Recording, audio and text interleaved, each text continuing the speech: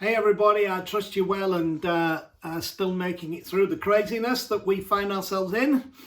Again, if you are in need yourself, or if you know of anybody who's in need that we can help, please send us a text, drop us an email, give us a shout, whatever, and we'll do our best to be involved. Our prayers go out to all those we know are already suffering and in considerable difficulty through the current hardship, and we just pray peace and life and health and help on them. I want to raise the issue with you today of three invented words that have become common currency within Christian circles, which by even a cursory attempt at research you will find can be seen to appear nowhere in any original text of what became the Bible. In doing it, I want to blow some of those hibernation COVID cobwebs out of your mind. Some people will say, Anth, you should leave this alone. You know, last few weeks you've been on to a winner. People just feel really lovely and encouraged, and I'm sure you do, but I also think it's important that we wrestle with this truth, and hopefully that today I can set your thinking on a way that will bring you freedom and life, and also open up the great expanse of some further considerations that you might make. Those three words which are invented and inserted within the text of our English Bible are gospel, church, and hell. The great reformer Martin Luther said way back in 1517 time, or a little later, it seems a small matter to mingle the law and the gospel, works and faith, but it creates more mischief than a man's brain can conceive. Luther, by this statement, introduced to us the idea that there is mischief in the mix. Now, I hope you understand that word mischief. It's when we do something but don't want to get caught out, or we plan to do something and our plan makes it so that we can do it in a way, hopefully, that people won't notice what it is that we're doing, that departs from all the rules of authenticity and correctness, but we do it anyway. Mischief. And so Luther introduced the idea that there's mischief in the mix of the whole church experience as we see it and understand it now. But Paul, the Apostle Paul, made an appeal to Timothy. It's recorded in 2 Timothy 2 verse 15. He said, be diligent, rightly dividing the word of truth. So we want to have a little diligence today. A lot of people think they're being diligent and rightly dividing the word of truth, but all we're doing is we are engaging with what we have been told is the interpretation or the model that we have been given, and then assuming because of that we are rightly dividing the word of truth and being diligent. But I want you to have true diligence today by making you think a little bit in a very brief talk about these three invented words, and hope I can stir something in you. The first one, gospel. There's absolutely no need to use this sound good but misleading word. It's not necessary. It's common within church circles. You know, we talk about the gospel and preaching the gospel. But why? If I were to ask your average church person or anyone affected by the whole process of Christianity, particularly, what does the word gospel mean? I would, in 99.9% of the cases, get the same answer coming back. It means good news. Okay, so if you know it means good news, why not just say good news? Why invent a word that might be a very nice word, I don't know, kind of trips off the tongue or whatever? Why invent a word and think that somehow the use of that word, gospel, is better than simply the use of the two words, good news? Because that's what that word is translated from and then invented and slid into the text. See, I think the problem is that when you call something good news, it requires two things for it to qualify to be what you have said that it is. And those two things are, number one, it has to be good, and number two, it has to be news. Now, I think the problem is that as mischief has crept in, and there has become, in my view, a distortion of the true gospel, the true good news, It's meant that lots of the things that are being conveyed and interpreted from Scripture within the Christian community are neither good nor news. And so what do we do? Well, let's substitute that word good news with another word that everybody will know what it is, but anybody who hears it won't hear those words good news. They'll hear this new word. Let's call it gospel. Oh, we're going to preach the gospel. Well, I have a problem with that. Because within that gospel, so much of what is said, I would say, and I've been around this thing for all of my life, 64 years, is neither good nor news. And one of the reasons I say that is that there is a basic model by which all religions of all times, of all cultures, in all places, have built themselves around. And it's basically this: the gods are angry. The gods must be appeased. You'll be rewarded for doing good.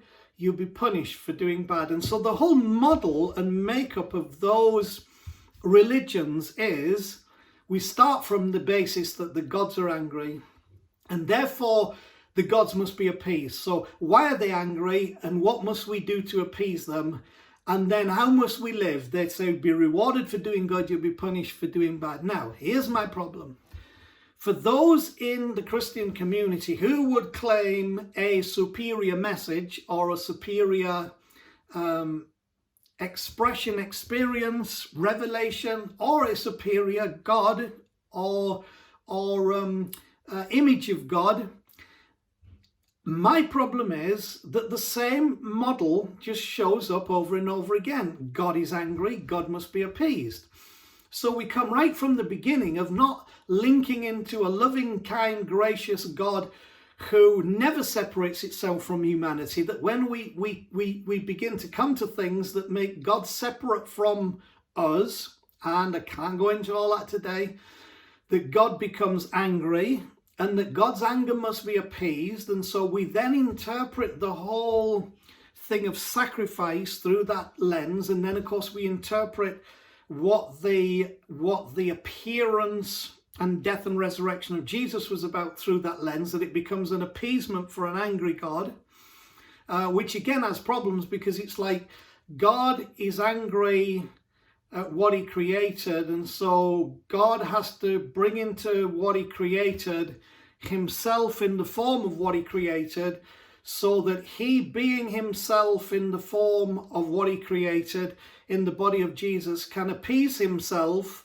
and make himself not angry with the ones that he created, so that now he will feel okay, and that because of doing that, he can somehow get on with the creation that he made and blessed in the beginning. Now I'm putting it to you in that way because I want you to think about, when you look at that model, it comes from the idea that gods are angry, the gods must be appeased. And then, of course, from that, we get you'll be rewarded for doing good. If you do the right things, if you say the right thing, you pray the right prayer, you'll be rewarded. If you don't, you'll be punished. And so other doctrines and ideas have come up around that. Now, here's my problem with that.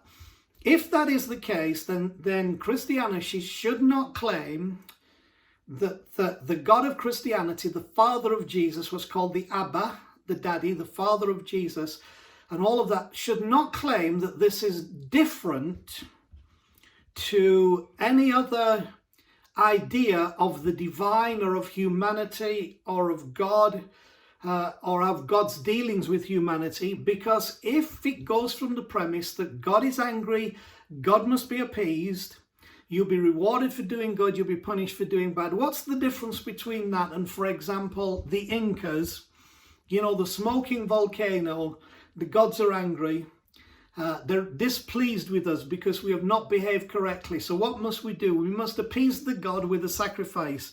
So we find a young virgin girl and we throw the young virgin girl into the volcano to stop the volcano erupting, hopefully to appease the anger of the god, so that then if we live right, we'll be rewarded for doing good, we'll be punished for doing bad. Listen, if you think about it, the sad danger is that what we have perceived the Christian gospel to be can be no different to that, unless we have a different model and a different premise from which we come. So why would you substitute good news with gospel? I'll tell you why. Because if you call it gospel, you can get away with things that are neither good nor news. But if we allow it to be good news, it creates permission in the mind of the hearer to ask, is this good? Is this news? If it's good and it's news, then it's the true gospel, and we don't need to use that word, because now we have found what I call, and what we call in Q, the ungodlike God, because the model of his being and the nature of his existence and the way that he works is not according to that model of the gods are angry, the gods must be appeased, you'll be rewarded for doing good, you'll be punished for doing bad. He acts in an ungodlike way according to the understanding of history and culture. So, the next word, church. The word church is nowhere in the original text of the Bible. It was introduced in 1556. That's the first recorded mention of this by a Presbyterian follower of John Calvin by the name of Theodore Betzer. And he influenced a guy called William Whittington, who published the Geneva Bible in 1557. And he used for the first time in that Bible the word church. So it's only appeared since 1557, and then it was from an incorrect translation. I'll try and explain why I think that Theodore Betzer suppressed this process of the word church. But the problem is the word church comes from a Greek word that appears nowhere in the Bible. The word church is a loose English translation of the Greek word kairidikon, and that word never occurs or appears in the original text of the Bible. So you say, well, why would that happen? Well, I think the problem is this is an accurate word to describe what Christianity had become, but was never what it was meant to be, because that word church, which the Scots will know it as kirk, came from the Old English kirka and goes all the way back to the Greek kairidikon. That word church actually means a religious meeting place. So you can see why it became introduced by Theodore Betzer and why Whittington took it on in his translation of the Bible. The problem being that actually it was a very accurate translation of what the church had become, what Christianity had become, but it was not a truthful reflection of what it was meant to be. So even the word church that we use, and I know, our broad use of it now has maybe softened some, and we use it as a noun to describe like a building that we go to. But the problem was this word was describing now that Christianity was a group of religious people in a religious meeting place, and that's never what it was meant to be. You can see how the mischief unfolds in the misrepresenting of one of the most famous and well-known statements of Jesus. In Matthew 16, 18, 19, many people will know this. Jesus said, I will build my church. The gates of Hades will not prevail against it. Well, that's not what he said. He did not say, I will build my church, because that's, I will build my religious meeting place. But that's what it had become. And unfortunately, that's often what it is now, just a religious meeting place where religious people touched by Christianity's message meet together. It was never meant to be that. So when Jesus, this revolutionary character, this subversive who challenged religious structures, didn't come to start a religion, when he said that, there's no way that he said, I'll build my church. That takes us down a wrong line and empowers the wrong thinking. Jesus actually used a very specific word in his statement, which is the Greek word ekklesia. Now that got shifted to church, kairidikon, religious meeting place, but ekklesia is the word that was most used in the original text of the Bible. Now you say, well, I don't really believe the Bible. Well, listen, there's some tremendous wisdom in there. And if you get to the root of it, you'll see what it says is quite fascinating, because this word ecclesia is used 116 times, and all but 3 since 1517 have been translated church. Now, I appreciate if you go around saying I'm part of the ecclesia, you're going to be looked on as a bit of a religious nut. So I'm not suggesting that you go around throwing this word around, but I am saying you should understand that this word is very critical, because it would have been shocking to the religious culture who heard Jesus say it, but understood by everyone who heard it. Now, it loses its impact to us a little bit today, because we don't understand what it was that Jesus was saying. So when you put that in its context and in its culture, it would have been absolutely shocking, because these religious people are hearing Jesus not say, I will build my temple. They could have got their heads around that idea, and it was a common idea, religion. Well, you build a temple for God. He didn't say, I'll build my synagogue, which the Jewish people present would have understood and said, yeah, we get this. Okay, he's going to build his synagogue, he's going to build his temple. But he didn't use either of those words. He used this Greek word, I will build my ecclesia. Why? Because he wanted to draw thinking away from the religious institutionalized model. And today I struggle, and we struggle at Q, because we're trying all the time to draw thinking away from the religious institutionalized model that I think has damaged what this amazing thing is supposed to be of those who have attached to, followed and received and accepted the message of the Christ, and been introduced to the ungodlike God that he came to reveal.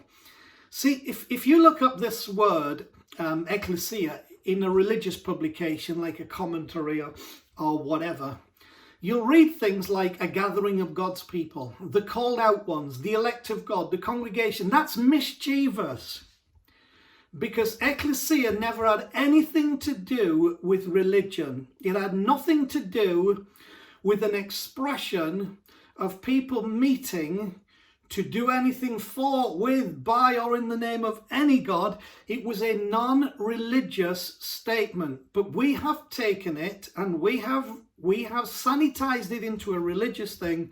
And then, of course, in 15 whatever, decided, well, we'll just change it. We'll just slip the word church in there, and people will think it's a different word and become a religious meeting place. See, I could label that's part of the mislead and the mischief. This word ecclesia can be traced back at least 5 centuries before Christ. It's a Greek word, common in Greek culture, understood within the Greek world, of which that Roman world and that Jewish world were part in that time. So when Jesus used it, it would have been subversive, it would have been radical, it would have been revolutionary. What's he going to build? A temple? No, because it's an ungodlike God. Is he going to build a synagogue? No, because he's not trying to start a new religion. He's going to build an ecclesia. So in the minds of those people, it would have been very clear. Now, an ecclesia, which I said can be traced back 5 centuries before Christ in Greek culture, what it was a gathering of ordinary people called together in one place to form a legislative body empowered to make decisions on just about everything. That's what an ecclesia was. That's what Jesus was going for. Not another religion, but by his call, the gathering of ordinary people. So how did you qualify for an ecclesia? You qualified by being ordinary. It was for ordinary people, and ordinary people were to come together in one place, not necessarily a temple, not necessarily a synagogue, not necessarily what we would call a church building, but they were able to form a legislative body empowered to make decisions on just about anything. That's what was in the mind of Jesus when he said, I'll build my church, not what most people have in their mind today. It's also interesting that an ecclesia had no global connotation. It was not about, we'll expand this into the whole world, although I'm glad that the message of Jesus has expanded into the world, and I'm glad that we have the opportunity here to share something of the impetus of what I believe is the root of the true understanding of the purpose of the Christ and the deity that he was a flesh manifestation of. It was no global connotation. It had a local specific application. It was about the local thing. It wasn't about building an empire. It wasn't about building an empire. So it's hardly surprising then that Jesus said the gates of Hades, which was very again understood by that culture as well. I won't go into all of it, but basically it was for them where demon spirits and harmful powers came from. He said that the harmful things, the destructive things, will not prevail against this. They will not overpower this. If you'll gather in this way and become this kind of people, then you will ensure that this whole death, wicked, destructive thing can be dismantled, taken apart, and life can replace it. See, church, the word church gave power to the institution rather than empowering those within it, and that's been the history. It elevated the leaders to emperors and kept the people as slaves. It's still happening, but just more subtly, using modern methods to maintain the same manipulation. Could talk about that, but I'm not going to. I'm going to leave it to you to think that one through. So that's gospel, that's church. The third one, hell. They say, how can you speak about these three important things in about 30 minutes? Well, I can, and I'm going to, because I'm here to stimulate you and cause you to think. I want you to be left with questions, probably more than answers. Hell, okay? I'm sure there'll be many listening to me now saying, don't go there. Apologies for the pun. Maybe I should quit while I'm ahead, as I've discovered that even raising the question of the interpretation of hell in mainstream Christianity can lose you friends and influence quicker than you can say, what if? And I've personally experienced that. But I'm going to go there today and take a risk with your goodwill towards me. See, hell is nowhere in the original languages of the Bible. You would think the way it's been bandied around in Christianity and in the expression of what might be the doctrine and beliefs, that it's just a done deal. But actually, hell is nowhere in the original languages of the Bible. It's an English word used to translate several of the Greek and Hebrew terms. And again, this is where, for me, the mischief comes in, because, you know, I just thought hell was hell, and the Bible talked about hell, and hell was hell. When actually it was, the word hell was introduced to translate other words. 4 of them in total, 3 in Greek and 1 in Hebrew. And it was used to translate the word Gehenna, which is a Greek word. That was called hell. In this new word, it was labeled hell. Hades, which was the Greek word for death and the grave. Okay, it was the grave. Sheol, which was the Hebrew equivalent of death and the grave. And one word that's used once, Tartarus, which is a Greek word borrowed from Greek mythology, which is all about the underworld that was lower than hell, where there was that extra realm and level of punishment of demigods and whatever. That's only used one time. But all those 4 words are translated in our versions of the Bible as hell, which is an invented word. So see, the problem is all of these would have been understood by the listener when used. So when Jesus used the word Gehenna, which was a literal place, it was a place where dead carcasses were kept. It was a place of defeat. It was a place where fires were kept burning because it was the rubbish tip. It was a place where worms don't die. Some of these you'll get familiar because it was a garbage dump. It was a place where the fires never go out because they're always kept burning to try and sanitize and get rid of the garbage that's in the place and the carcasses of animals that would have been thrown in there. And all kinds of stuff. And it's a place where wild dogs would hang around and there would be howling and gnashing of teeth from the dogs. You see how when you put in a specific interpretation, some of the statements that we have interpreted in other ways readily fit into the understanding of what the people would have heard at the time, because Jesus didn't talk about hell, he talked about Gehenna.